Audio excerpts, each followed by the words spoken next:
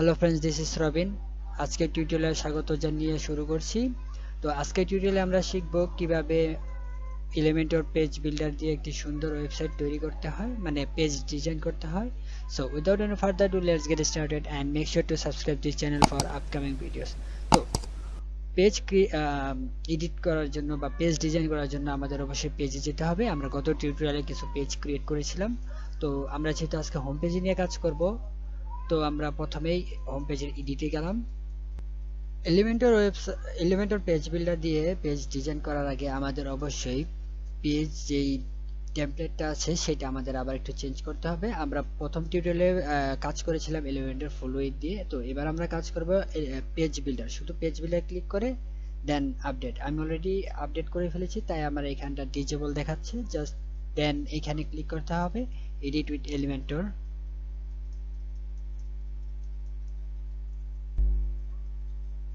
এখন আমাদের সামনে যে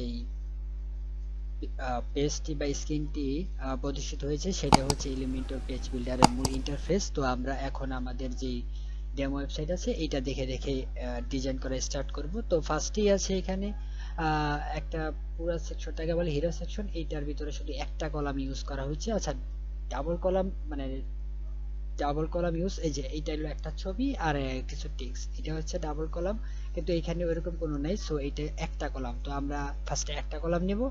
তো আমি ফার্স্টে কপি করতেছি ক্রিয়েটিভ এজেন্সি, দেন এখানে আমরা একটা কলাম নিলাম। দেন এখানে চলে যাব অ্যাডভান্স সেটিংস, দেন আমরা একটু প্যাডিংটা বাড়িয়ে নেব 100 পিক্সেল প্যাডিং টপ, দেন 100 পিক্সেল বটম, দেন আপডেট। দেন আমাদের কাজ হচ্ছে যে ব্যাকগ্রাউন্ড ইমেজ, সেই ইমেজটা অ্যাড করা। তো এখন আমরা ইমেজ অ্যাড করব। ইমেজ অ্যাড করার জন্য 6 ডট যে আইকনটা আছে সেখানে ক্লিক করব সেকশনে, দেন স্টাইল থেকে ব্যাকগ্রাউন্ড টাইপ আমরা ক্লাসিক সিলেক্ট করব, দেন ইমেজ। আমি অলরেডি আমাদের যে ওয়েবসাইটে যে মিডিয়া ফাইলগুলো আছে, মানে ছবি, পিকচার্স, এগুলা আমি অলরেডি আপলোড করে ফেলেছি। আমি আপনাদের একটা ডেসক্রিপশনে এই মিডিয়া কন্টেন্টগুলোর লিংক আমি ডেসক্রিপশনে দিয়ে দিয়েছি। আপনারা চেক করে ডাউনলোড করে নিয়ে নিতে পারেন, পরে আমাদের সাথে অংশগ্রহণ করতে পারেন। তো আমি যেই ব্যাকগ্রাউন্ড ইমেজটা আছে সেটা সিলেক্ট করলাম, দেন ইনসার্ট মিডিয়া।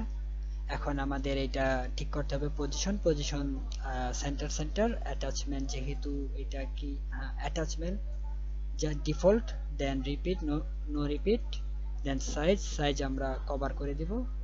দেন আমরা আবার লেআউটে চলে যাব। লেআউটে গিয়ে এইখানে হাইটকে ফিট টু স্ক্রিন করে দেব, দেন আপডেট।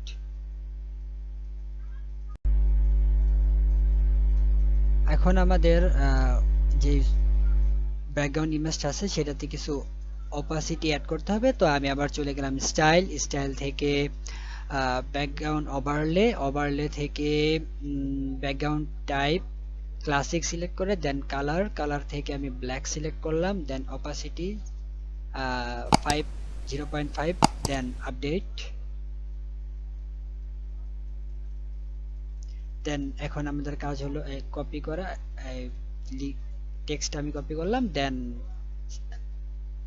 এই 9 ডট আইকনে ক্লিক করলাম, দেন হেডিং ড্র্যাগ করে এই সেকশনে এনে ছেড়ে দিলাম, দেন পেস্ট ক্রিয়েটিভ এজেন্সি, দেন অ্যালাইনমেন্ট সেন্টার।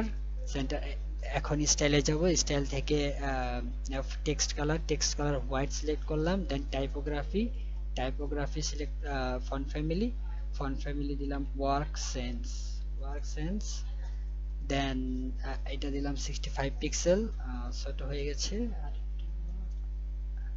80 পিক্সেল। দেন ফন্ট ওয়েট সিলেক্ট করলাম 600, দেন আপডেট।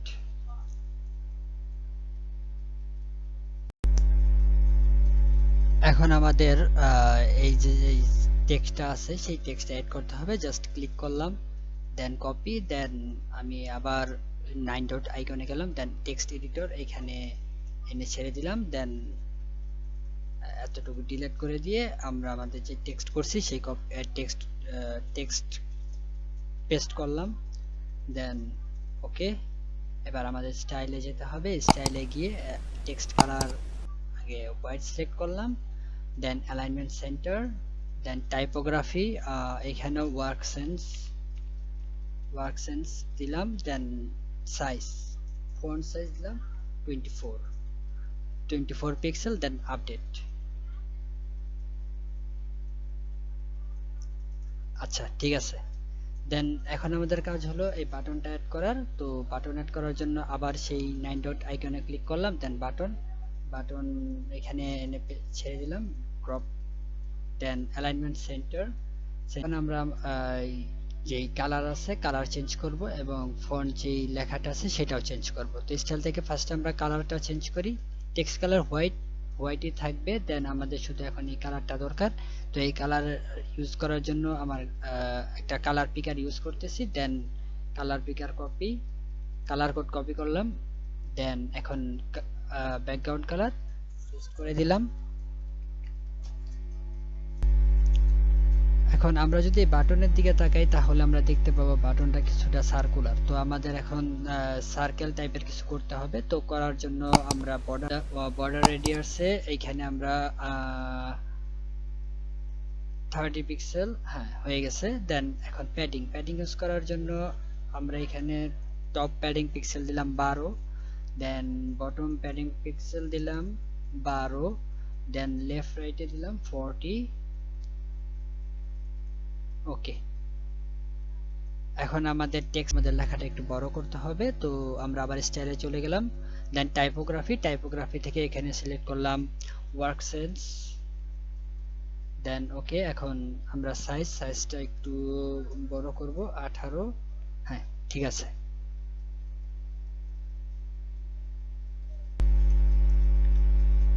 ওকে, মোটামুটি আমাদের হেডার পার্ট এখন কাস্টমাইজ করা কমপ্লিট, মানে হেডার যে পার্টটুকু থাকে সেটা আমাদের ডিজাইন করা কমপ্লিট। তো আমরা দেখে আসি যে আমাদের ওয়েবসাইটটি ঠিক কেমন দেখাচ্ছে। তো আমি আবার হ্যামবার্গার আইকনে ক্লিক করলাম, দেন এখানে এক্সিট টু ড্যাশবোর্ড, দেন সাইটে ভিজিট করতেছি। মোটামুটি রেডি। এখন আমাদের হেডার যে এরিয়াটুকু আছে এতটুকু, মেনু এতটুকু আমাদের চেঞ্জ করতে হবে, সেই জন্য আমরা এখান থেকে কাস্টমাইজে ক্লিক করলাম, দেন হেডার অপশন, দেন মেনু থেকে আমরা বেসিক ওয়ান ইনসাইড হেডার এটা সিলেক্ট করলাম, দেন পাবলিশ। তো এখন আমরা আবার চেক করি যে ঠিক আছে কিনা। হ্যাঁ মোটামুটি ঠিক আছে। এখন আমাদের শুধু লেখাটা এটা একটু চেঞ্জ করতে হবে। তো আমরা আবার কাস্টমাইজে গেলাম,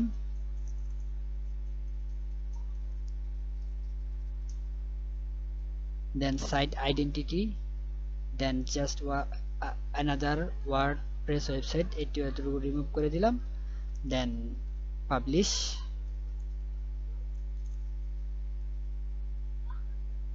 হ্যাঁ মোটামুটি সাইটের সাথে অনেকটা মিলে গেছে। So friend, if you like this video, please like this video and share this video with your friends and subscribe my channel for upcoming videos. তো পরের টিউটোরিয়াল দেখার অনুরোধ জানিয়ে বিদায় নিচ্ছি, ভালো থাকবেন।